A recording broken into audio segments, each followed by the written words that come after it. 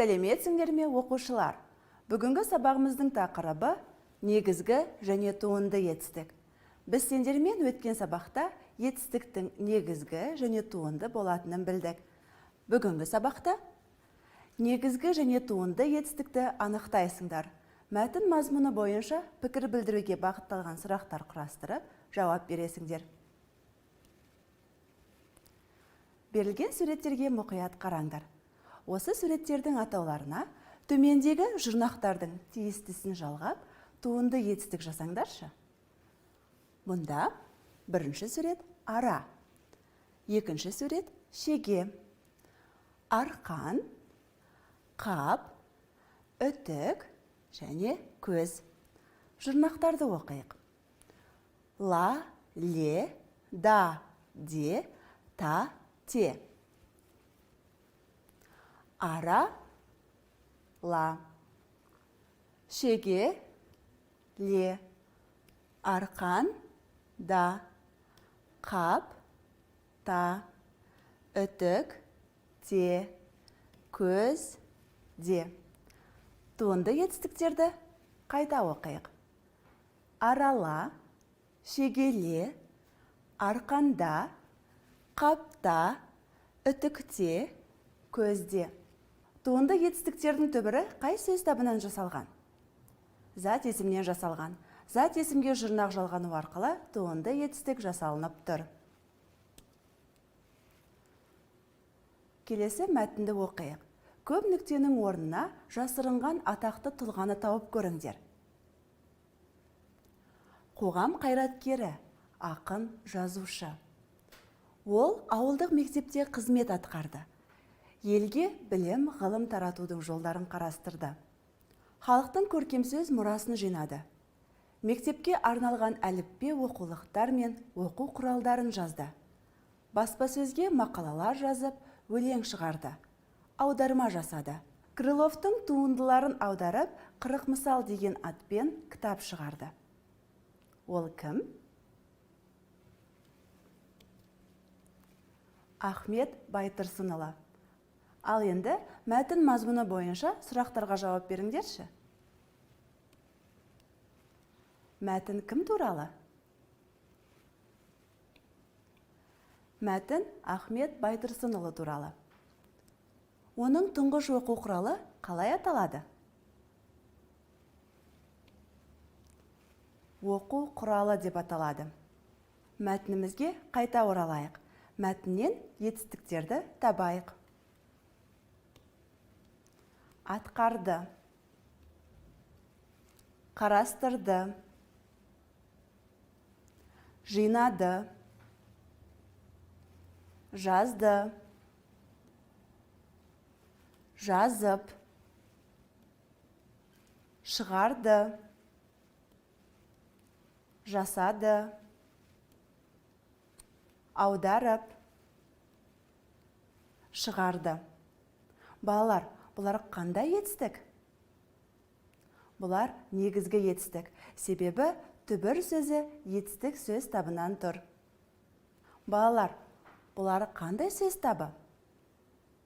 Дұрыс айтасыңдар, зат есім және сын есім. Осы сөздерге тиісті жұрнақтарды жалғап, туынды етістік жасайық. Торла, емде, сабында, тісте, арала, ұсақта, көркемде, оңда, жаңала, іріле, ақылдас, достас, пікірлес, әдеттен, рахаттан. Жарайсыңдар, балалар. Енді осы туынды етістіктердің төртеуін қатыстырып, сөйлемдер құрастырып көріңдер. Құрастыра алдыңдар ма? Енді менің нұсқаммен салыстырыңдар. Дәрігер науқасты емдеді. Алижан Аслаймен достас. Бақыт, жақсы істерге әдеттен. Мағжан ағашты аралады. етістіктерді сөз құрамына талдайық.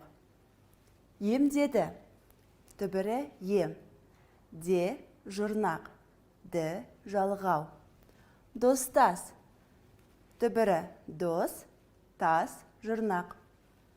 Әдеттен, түбірі әдет, тен жұрнақ. Аралады, түбірі ара, ла жұрнақ, ды жалғау. Етістік сөзінен баспалдақ құрайық. Осы дыбыстардан басталатын қимыл іс-әрекетті білдіретін сөздерді табыңдар. Ек, тік, істе, салма, тазала, ілдірме, көмектес. Балалар, бұл сөздердің қайсысы негізгі, қайсысы туынды етістік? Мұндағы ек, тік, негізгі етістік. Туынды етістіктер істе, тазала, көмектес. Себебі түбір сөзге жұрнақ жалғану арқылы туынды етістік жасалынып тұр. Берілген мәтінді бірге оқиық. Қойма астындағы тышқан. Бір тышқан қойма астын мекендеді. Тақтайдың тесігінен күнде бидай төгіледі. Тышқан мақтанып, тесікті үлкейтті. Сөйтіп, өзге тышқандарды шақырды. Мұнда келіңдер, тойлайық. Тамақ бәрімізге жетеді, деп мырза тышқан жар салады. Қонақтарды шақырып келіп қараса, тесік бітеліп қалыпты. Қойма иесі тесікті көріп, еденді бітеп тастаған еді. Мәтіннен етістіктерді табайық. Мекендеді, төгіледі, мақтанып, үлкейтті, шақырды, келіңдер, тойлайық, жетеді, салады, шақырып келіп, қараса, бітеліп қалыпты, көріп, бітеп тастаған еді. Осындағы балалар мекендеді, төгіледі, шақырды, тойлайық, жетеді, салады етістіктерін сөз құрамына талдайық. Мекендеді, түбірі мекен, де жұрнақ, ді жалғау. Төгіледі, түбірі төк, іл, е жұрнақтар, ді жалғау. Шақырды, түбірі шақыр, ды жұрнақ. Тойлайық, түбірі той, ла жұрнақ, иық жалғау. Жетеді, түбірі жет, е жұрнақ, ді жалғау. Салады, түбірі сал, а жұрнақ, ды жалғау. Мұндағы туынды етістіктерді табыңдаршы. Мекендеді, тойлайық. Себебі бұл сөздердің түбірі зат есім. Зат есімге де, ла жұрнақтары жалғанып, туынды етістік жасалып тұр. Бүгінгі сабақта нені үйрендіңдер? Негізгі және туынды етістікті анықтадыңдар. Мәтін мазмұны бойынша пікір білдіруге бағытталған сұрақтар құрастырып, жауап бердіңдер. Бүгінгі сабағымыз аяқталды. Сау болыңдар.